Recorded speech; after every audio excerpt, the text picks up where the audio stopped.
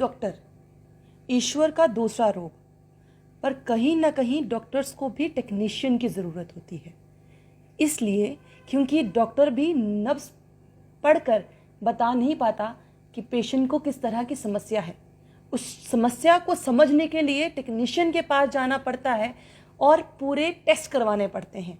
उसके बाद ही डॉक्टर भी आगे पूरी जांच पड़ताल कर कर एक पेशेंट को ठीक करते हैं। पर अगर टेक्नीशियन को ही समस्याओं का सामना करना पड़े तो बोलिए क्या कीजिएगा। सवाल यही है।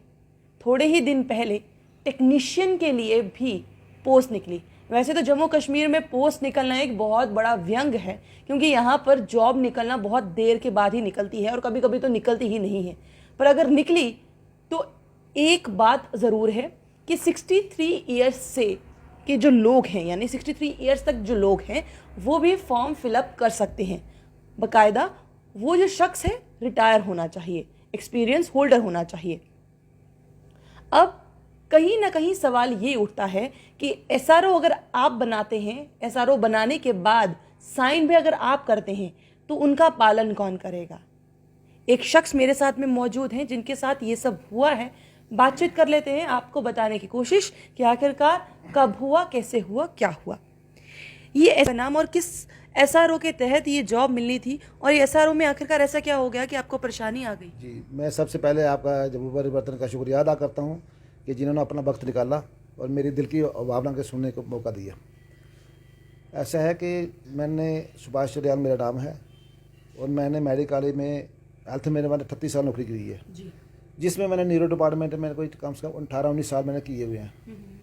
तो अभी लेटेस्ट सितंबर महीने में प्रिंसिपल ने निकाला एसआरओ से पोस्टें निकाली, 3 पोस्ट हैं 4। तो उसमें कोई नहीं लिखा था कि जो रिटायर्ड टेक्निकल ऑफिसर हैं वो भी अप्लाई कर सकते हैं। लेकिन जब मैंने एसआरओ 24 पढ़ा तो उसमें एक प्रोविज़न रखा है डुलू साहब ने, जो हमारे इस time finance commissioner health and medication, उन्होंने ही साइन किया हुआ था उस पर 19 में 10 जनवरी 19 को एक एसआरओ निकाला 24, जिसमें लिखा था कि जो टेक्निकल एम्प्लॉई है, टेक्निकल एम्प्लॉई नर्सिस है, कोई भी टेक्निकल एम्प्लॉई है, वो बिफोर कंप्लीशन ऑफ 63 ईयर्स के अप्लाई कर सकता है। ठीक है। तो मैंने भी 6 अक्टूबर को अप्लाई कर दी, जबकि मेरे वो 63 कंप्लीट नहीं हुए थे। ठीक है। और मुझे 18 साल का एक्सपीरियंस था। मैंने अपने डॉक्यूमेंट पूरे भेजे प्रिंसिपल को, तो वो पहुंच गए वहाँ डिपार्टमेंट में। तो वहाँ ममता मैडम है, कोई ममता भगत जी हैं, कोई पीओ, तो उनको पता नहीं क्या बात है, उसने मेरा केस ने दबा के रखा। ठीक है। तो फिर मैंने 5 दिसंबर को 2020 को फिर मैंने एक लीगल नोटिस भेजा कि मेरी जो रिप्रेजेंटेशन है उसका क्या किया, लीगल नोटिस दिया कि इसको सुनाई गई आई, तो उन्होंने वो भी नहीं दबा के रखा हुआ। ठीक है। तो फिर मेरे लास्ट में मुझे एक आरटीआई लगानी पड़ी। अपना जो राइट बनता है, मैं आरटीआई एक्सपर्ट भी हूँ, लगाता हूँ। और लोगों के लाखों रुपया गवर्नमेंट ट्रेजरी में जमा करवाया मैंने, इलीगल जो निकाला प्रिंसिपल ने या और डिपार्टमेंटों ने। तो मैं भी आरटीआई लगा के मैंने पूछा कि मेरा केस क्यों नहीं प्रोसेस हो, किस ऑफिसर का नाम बताओ और किसने रिजेक्ट किया है मेरा केस। ठीक है। तो मेरे को पीओ जवाब देती है कि प्रिंसिपल ने आपका केस रिजेक्ट किया हुआ है। तो मुझे कारण नहीं बताया, क्योंकि मैंने 63, अगर मैंने बाद में किया होता तो मैं ठीक मानता, लेकिन मैंने 63 एज पर गवर्नमेंट ऐसा, और मैंने पहले 2-3 महीने अप्लाई किया था। कोई बनता नहीं था रिजेक्शन कारण। मैंने उससे मांगा, उसने नहीं दिया। तो जब मेरी फर्स्ट अपील मैंने कंप्लेन फाइल की, तो 1 मार्च 2021 को प्रिंसिपल की मीटिंग थी। तो प्रिंसिपल ने मेरे जब मैं क्वेश्चन राइज किया कि आप क्यों नहीं सेटिस्फाइड हैं जवाब दे, मैंने जब इससे पहले मैं ये जानना चाहूँगी कि कितनी पोस्ट निकली थी, क्योंकि पोस्ट का जानना बहुत ज़्यादा ज़रूरी है कि कितनी पोस्ट थी और कितने लोग पहले वहाँ पर काम करते थे। मैं अभी बात पे आऊँगा, पहले मैं प्रिंसिपल की बात खत्म कर लूँ। जब मेरी फर्स्ट हियरिंग थी तो प्रिंसिपल ने मुझे पीओ रिजेक्ट कर दिया। मैंने प्रिंसिपल ने मुझे बोला कि इवन कि मैं भी पावरफुल नहीं हूँ कि आपकी मैं रिजेक्ट कर सकूँ। ठीक है।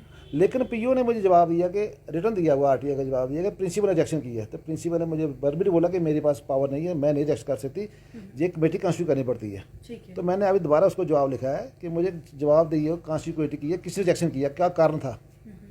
तो अभी जो आपने क्वेश्चन पूछा जो बहुत अच्छा क्वेश्चन है, जो आम जनता को पता होना चाहिए कि मेडिकल कॉलेज में क्या हो रहा है। जी। अभी जो प्रिंसिपल ने पोस्टें निकाली थी उसमें 3 ईईजी टेक्नीशियन मांगे, जिनमें क्वालिफिकेशन थी recognised institute plus diploma EEG होना चाहिए। तो 3 पोस्टें थे, इन्होंने एक बंदा लगाया, सिर्फ एक बंदा। ठीक है। तो बंदा एक आया है तो मशीनें 4-5 लगी हैं हॉस्पिटलों में। कौन कौन से हॉस्पिटल्स में कौन कौन सी मशीन जी लगी है? जी जी मैं बताता हूँ। 2 वीडियो ईजी मशीनें लगी हैं सुपर में, ठीक है। जिनके कॉस्ट ईज मशीन की है नियर अबाउट 34,94,130 34 लाख में नियर 35 लाख एक मशीन की। ठीक है। तो 2 लगी हैं सुपर मशीन में, दुपर ठीक सुपर स्पेशलिटी हॉस्पिटल में। ठीक है। 11-10 लाख की लगी है मीडियो मशीन लगी है शालामार जो फंक्शनल है। अच्छा। एक लगी है साइकेट्री हॉस्पिटल में, वो 3,60,000 की मशीन है, वो मैनुअल थी 60 चैनल की, वो ओल्ड मॉडल है। ठीक है। एक लगी है मेडिकल में। और इसके साथ ही मैं आपको ये भी आम जनता को बताना चाहता हूँ कि एक पोस्ट 2010 में इनके साथ क्रिएशन हुई, तो वो थी EMG इलेक्ट्रोमायोग्राफ। ये भी 2010 में क्रिएशन हुई, लेकिन आज तक 11 साल होने वाले हैं, तो वो प्रिंसिपल मेडिकल के कभी भी एडवर्टाइजमेंट नहीं की। और ये 13 लाख की मशीन है। और ये EMG मशीन कितने की है? हाँ ये भी मैडम ये 13 लाख की मशीन लगी हुई है मेडिकल में, ये लगी हुई है, आज तब से बंद पड़ी है, क्यों टेक्नीशियन के पास कोई नहीं है। और एक इसी के सेम थोड़ा सा फॉल्ट है, तो वो भी एक मेडिकल में लगी हुई है, वो बंद पड़ी हुई है। जब से मैं वहाँ से आया डिस्पेंक्शन हो गया न्यूरो डिपार्टमेंट में GMC में, 3 साल से बंद पड़ा टोटली ठीक है। वहाँ पे। 3.5 साल से कोई टेक्नीशियन नहीं है, तो इसका मतलब आम जनता फिर कहाँ जाती होगी? 3 से मतलब मेडिकल में 3 बंद है ना, तो बाकी जो अस्पताल में शालामार है, साइकेट्री में है, मेडिकल में है, सुपर में वो काम करती हैं। लेकिन साइकेट्री में भी तो थोड़ा फॉल्ट पड़ा हो, वहाँ पे हो जाए पर वहाँ पे टेक्नीशियन नहीं है। नहीं है, तो एक ही बंदा लगाया इन्होंने, 3 पोस्ट एडवर्टाइजमेंट कर एक बंदा लगाया। नहीं, फिर मैं वही सवाल है ना, फिर आम जनता कहाँ जाती है जब वहाँ पर फंक्शंस कर ही नहीं रही है, एक जगह पर फंक्शन नहीं कर रही है, बाकी जगह पर लगी हुई है। अगर लगी हुई है तो काम होना चाहिए, तो अगर लगी है वो आम जनता के लिए लगी है, जब आम जनता को वहाँ पर जाके कोई फायदा ही नहीं, तो फिर वो जाती कहाँ है? अब देखिए मैडम जी, ये जो मेडिकल नाम है ना, एक बहुत बड़ा मसला मतलब हॉस्पिटल है जम्मू कश्मीर में। जी। जितने भी फार फ्लंग एरिया में डिस्ट्रिक्ट हॉस्पिटल से आते हैं वो मैक्सिमम रेफर करते हैं GMC में, ताकि ये स्पेशलिस्ट ट्रीटमेंट पेशेंट को मिले। बिल्कुल। तो जहाँ पे जब वो आता है न्यूरो डिपार्टमेंट दिखाता है, तो आपने तो वो लिखते हैं एडवाइस EEG NCB जो नर्व से होते हैं, तो जहाँ पे फैसिलिटी नहीं होती, तो वहाँ जो इनकार होता है तो वो जाता है खजर होता है बाजार। अब देहाती लोग आएगा, वो नानक नगर जाएगा, शास्त्री नगर तुपे ढूंढेगा, कहाँ जाएगा वाटर लेकर घूम के बच्चे को लेकर, पेशेंट को लेकर। तो मेरी गवर्नर साहब से ये रिक्वेस्ट है कि ये जो फंक्शन मशीनें काम कर रही हैं, जो ख़राब हो रही हैं, जो एडवर्सिटी की वजह से हो रही हैं, जब पोस्टें हैं तो क्यों नहीं लगाते आप? जी। लगाना चाहिए आपको, काम लोगों को सहूलतें देनी चाहिए। अब जो मैंने जब आप RTI लगाते हैं तो क्या वैसा जवाब मिल पाता है जैसा आपको चाहिए? जब कई बार तो मुझे मिल जाता है ना, तो उसके बाद मैं एक्शन कर लेता हूँ हायर अथॉरिटी को। ठीक है। कई बार जो इस बार आपको मिला? नहीं, जो मेरे अपना दिया वो नहीं दिया उन्होंने, ना तो ऑफिसर का नाम गलत बताया, ठीक। और मेरे पर रिजेक्शन का कारण बताया। रिजेक्शन क्या था ही नहीं कोई भी, क्योंकि मैंने ड्यू डेट पे मैंने अप्लाई किया हुआ था। अब प्रिंसिपल ने आपकी बात को सुना? प्रिंसिपल ने आपकी बात को समझने मैं की 2 बार गया था। मैंने एक्चुअली उनका प्राइवेट सेक्रेटरी था, बलविंदर सिंह जी थे, तो मैंने उनसे टाइम लिया, मैडम से टाइम लोग बात करनी है मेरे को, कुछ डॉक्यूमेंट्स हैं, उनको डॉक्यूमेंट्स से बात करनी है। ठीक है। 3 बार मैंने उसको बोला, उसने जवाब नहीं दिया, क्योंकि उनको पता लग गया कि इन्होंने RTI लगा के डॉक्यूमेंट निकाल लिए हैं जो फेक लगा दिए हैं। तो उस डर से उसने मेरे को टाइम नहीं दिया। फिर मैं खुद मिला इनसे, ठीक है। तो मैं मैडम जी मैंने जहाँ पे सर्विस की है 35 तो साल। आपने कोई अपील भी लगाई थी, वो अपील का हाँ। जो फायदा क्या हुआ? जब बात हुई तो अपील में क्या निकल के नहीं, सामने? उन्होंने यही बोला कि मैं भी नहीं इसको रिजेक्शन कर सकती, ये कमेटी कॉन्स्टिट्यूट करनी पड़ती है। तो उन्होंने ऐसे बोला पर्सनल ऑफिसर। असल में कोई कमेटी कॉन्स्टिट्यूट हुई थी आपके नहीं। पोस्ट को जो रिजेक्ट करने के लिए, आपके जो लेटर आपने दिए उसको रिजेक्ट करने? ना उन्होंने कोई नहीं की थी। तो प्रिंसिपल ने खुद बोला कि मैं रिजेक्ट नहीं कर सकती, और PO भी उसको बोला, PO को कि आप इनको सेटिस्फाई जवाब दे दो। लेकिन वही कहानी रिपीट कर दी PO ने, उसने ना मुझे रिजेक्शन बताया किस कारण हुआ, ना किसी, तो वही रिपीट दे दी।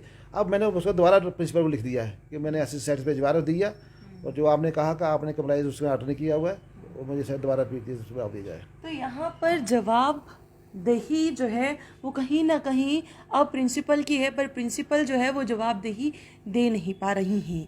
अब सवाल यहाँ पर ये है कि अगर टेक्नीशियन जो है वो रहेंगे ही नहीं, तो सबसे पहली बात, अगर कोई भी मशीन है, वो मशीन अगर काम नहीं करेगी तो मशीन ख़राब होगी। यानी कि अगर 35 लाख की अगर कोई एक मशीन भी हॉस्पिटल, किसी एक हॉस्पिटल में भी पड़ी है, तो हिसाब लगा लीजिए कि आम जनता का कितना नुकसान है। और वहीं जब आम जनता कहीं से भी आ रही है, चाहे वो रजौरी, किश्तवाड़ की किसी दूर दराज इलाके से आ रही है, तो वो यहाँ पर आकर किसी अलग अलग किसी भी क्लिनिक में जाकर फिर अपना इलाज करवाएगी, तो उसको और भी नुकसान झेलना पड़ेगा। ये जितनी भी सुविधाएं हैं ये आम जनता के लिए दी गई हैं, समझने का प्रयास कीजिए। लेफ्टिनेंट गवर्नर साहब से भी हमारी यही अपील है कि अगर आप तक ये खबर पहुंच रही है तो प्लीज़ जितनी जल्दी हो सके टेक्नीशियंस को लगाइए ताकि आम जनता को दर बदर ना होना पड़े। बने रहिए जम्मू परिवर्तन के साथ। मुझे और अभिषेक जी को दीजिए इजाज़त। नमस्कार।